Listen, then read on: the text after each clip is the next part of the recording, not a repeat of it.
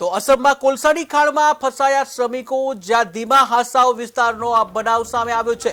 અસમમાં કોલસાની ખાણમાં શ્રમિકો ફસાવાનો એક કિસ્સો સામે આવ્યો છે। ધીમા હાસાઓ વિસ્તારમાં બચાવ કામગીરી શરૂ કરવામાં આવી છે, ત્યારે કોલસાની ખાણમાં કામ કરી રહ્યા હતા શ્રમિકો, જ્યાં આ ઘટના બની હતી, ત્યારે 9 કામદારો પૈકી એકનો મૃતદેહ મળી આવ્યો છે। ખાણમાં ફસાયેલા લોકોને બચાવ કામગીરી પણ કરવામાં આવી રહી છે, ત્યારે શ્રમિકોને બચાવવા માટે રેસ્ક્યુ ઓપરેશન પણ શરૂ કરવામાં આવ્યું છે।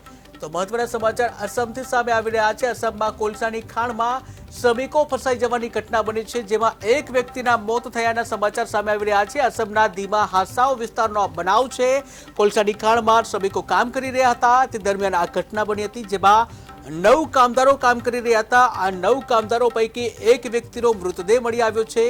અન્ય 9 જે છે તેનો હજી કોઈ લાપતા છે, ત્યારે અન્ય 9 વ્યક્તિ છે તેમાંથી હજુ સુધી કોઈ જે કહી શકાય કોઈ ભાળ મળી નથી, ત્યારે ખાણમાં ફસાયેલા લોકોને હાલ તો બચાવ કામગીરી શરૂ કરવામાં આવી છે। શ્રમિકોને બચાવવા માટે રેસ્ક્યુ ઓપરેશન હાથ ધરવામાં આવ્યું છે।